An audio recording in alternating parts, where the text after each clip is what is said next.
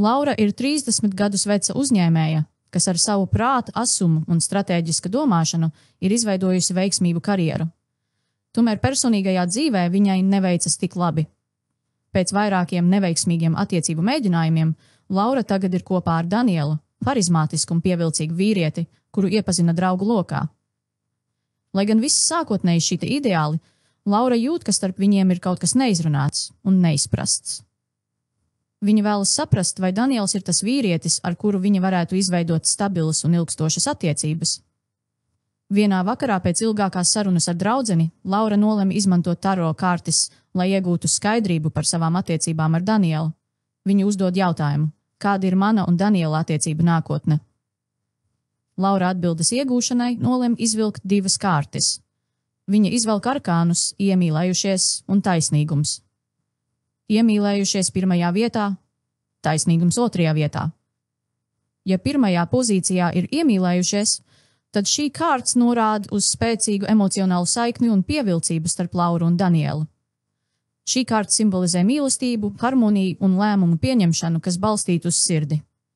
Laura un Daniels izjūt savstarpēju pievilcību, un viņu attiecības varētu būt īstas mīlestības simbols. Kad otrajā pozīcijā parādās taisnīgums, tas liek uzsvaru uz atbildību, godīgumu un taisnīgu attiecību analīzi. Lai gan Lauras un Daniela starpā ir spēcīga pievilcība, viņi tiek aicināti novērtēt attiecības godīgi un analizēt, vai abi patiešām ir gatavi ilgtermiņa saistībām. Šī kārts var arī norādīt uz nepieciešamību atklāti runāt par gaidām un izveidot skaidrus noteikumus attiecībās. Interpretācija. Iemīlējušies pirmajā vietā norāda uz emocionālo pievilcību un potenciālu attiecību harmoniju, taču taisnīgums uzsver, ka stabilitātei ir nepieciešama godīgums un skaidrība par kopīgajiem mērķiem un vērtībām. Kopumā Lauras un Daniela attiecība nākotnē izskatās daudzsološi, ja abi partneri būs gatavi ieguldīt savstarpējā godīgumā un pielāgot savus mērķus. Šī kombinācija piedāvā cerību uz emocionāli piepildītu un harmonisku savienību, kas balstīta uz appusēju izpratni un skaidrām vērtībām. Taisnīgums pirmajā vietā, iemīlējušies otrajā vietā. Ja pirmajā pozīcijā ir taisnīgums, tad attiecības tiek sāktas ar loģisku un kritisku pieeju. Laura tiek aicināta aplūkot savas un Daniela attiecības objektīvi, novērtējot, vai abi iegulda vienlīdzīgi un ievēro attiecību balansēšanas principus. Taisnīgums norāda, ka šajā attiecību posmā svarīgāk ir godīgums un vērība pret realitāti, nevis emocijas. Kad otrajā pozīcijā parādās iemīlējušies, tas piešķir attiecībām siltumu un norāda uz spēcīgu emocionālu saikni. Lai gan sākums var būt pragmatisks, šī kārts liecina, ka mīlestība un pievilcība var attīstīties, ja abi partneri ir gatavi strādāt pie attiecībām. Interpretācija. Taisnīgums pirmajā vietā norāda uz nepieciešamību sākt ar skaidrību un godīgumu. Savukārt iemīlējušies otrajā vietā parāda, ka emocionālā pievilcība un mīlestība var izpausties, ja attiecībās tiek ievērota balansa un taisnības sajūta. Kopumā šīs kārtas norāda, ka Lauras un Daniela attiecības var attīstīties harmoniski, ja abi partneri apzināsies gan savus emocionālos, gan praktiskos pienākumus.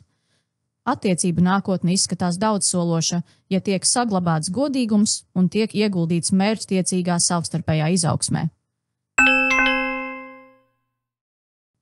Secinājumi un atšķirības starp secībām. Iemīlējušies pirmajā vietā, taisnīgums otrajā vietā. Šī kombinācija uzsver romantiskas saiknes un pievilcības svarīgumu, taču attiecībām ir nepieciešama godīguma un realitātes deva. Laura tiek aicināta novērtēt attiecības gan emocionāli, gan loģiski, lai pieņemtu pareizo lēmumu par kopīgo nākotni. Taisnīgums pirmajā vietā, iemīlējušies otrajā vietā. Šajā gadījumā uzsvars tiek likts uz attiecību loģisku un strukturētu pamatu. Lai gan attiecības sākas ar pragmatisku pieeju, iemīlējušies norāda uz iespēju izveidot emocionālu saikni un harmoniju, ja abi partneri ir gatavi strādāt pie savstarpējas uzticēšanās un atklātības. Laura tiek aicināta apsvērt abu kāršu vēstījumu un pieņemt lēmumu, kas atbilst gan viņas sirds, gan prāta balsī.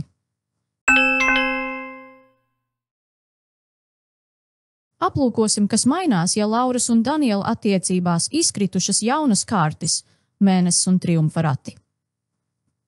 Mēnesis pirmajā vietā, triumfa rati otrajā vietā.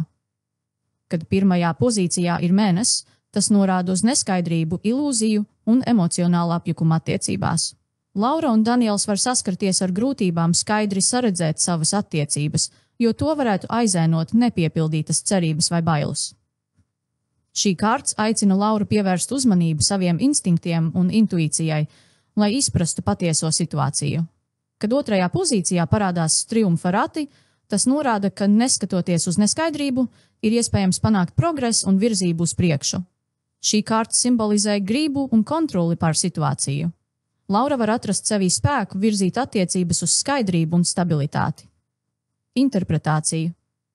Mēnesis pirmajā vietā uzsver neskaidrību un emociju ietekmu uz attiecībām, savukārt triumfa rati norāda, ka ar apņēmību un mērķtiecību ir iespējams šīs problēmas pārvarēt. Kopumā Lauras un Daniela attiecību nākotne solās būt izaicinājumu pilna, bet ar spēju pielāgoties un kopīgiem centieniem tā var attīstīties uz stabilitātes un savstarpējas sapratnes pamata.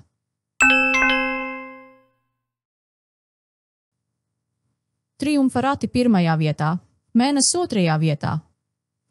Kad pirmajā pozīcijā ir triumfa rati, tas norāda uz aktīvu rīcību un virzību uz priekšu attiecībās.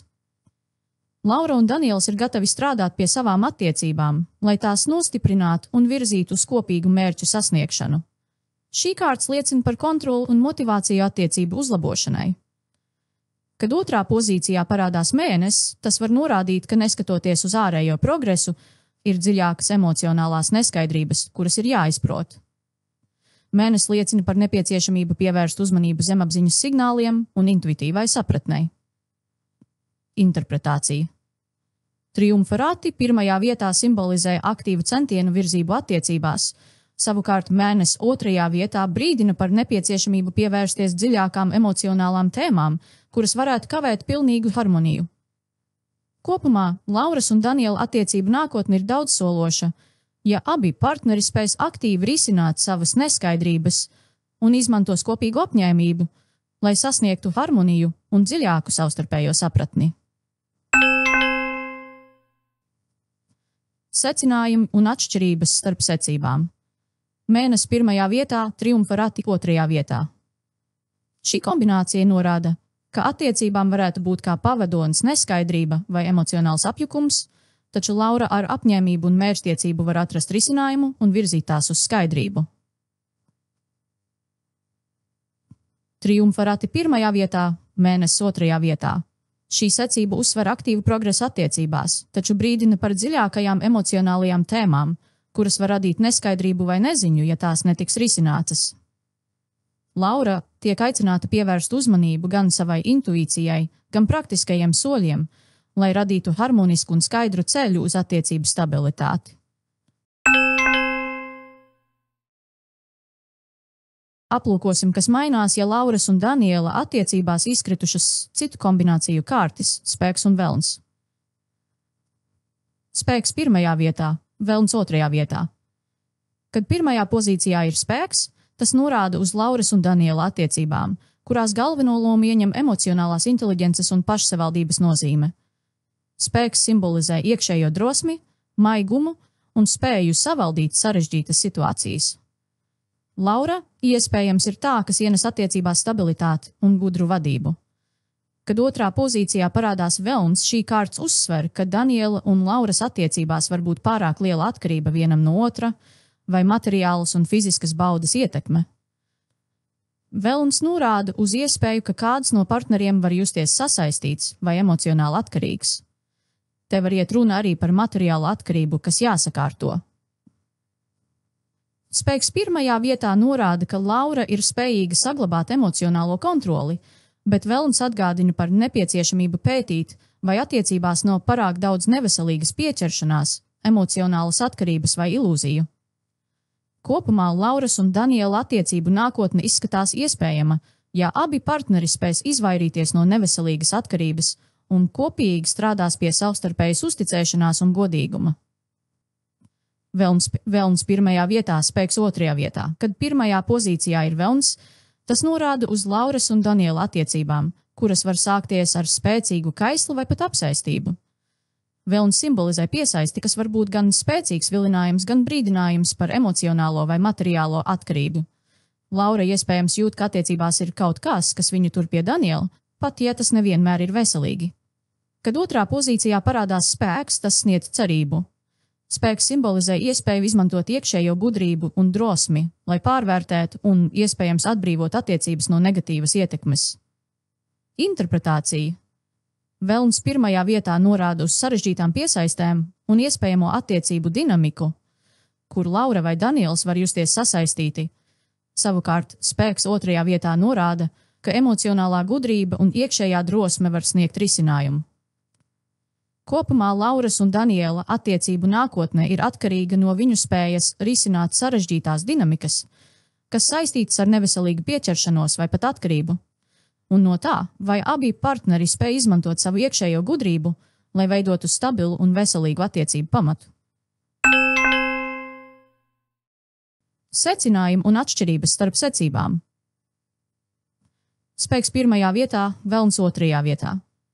Šī kombinācija uzsver Lauras spēju saglabāt emocionālo balansu un attiecības vadīt ar gudrību, taču tā norāda arī uz iespēju, ka attiecības var ietekmēt materiālie vai fiziskie faktori. Velns pirmajā vietā, spēks otrajā vietā. Šī secība norāda uz attiecībām, kurās sākotnēji dominē kaisla vai pat apsēstība, taču emocionālās inteliģences un drosmes loma var būt izšķiroša, lai atgūtu harmoniju attiecībās. Laura tiek aicināta pārdomāt, kādā veidā viņa var izmantot savu iekšējo spēku, lai pieņemtu lēmumus, kas balstītu uz godīgumu un pašcieņu.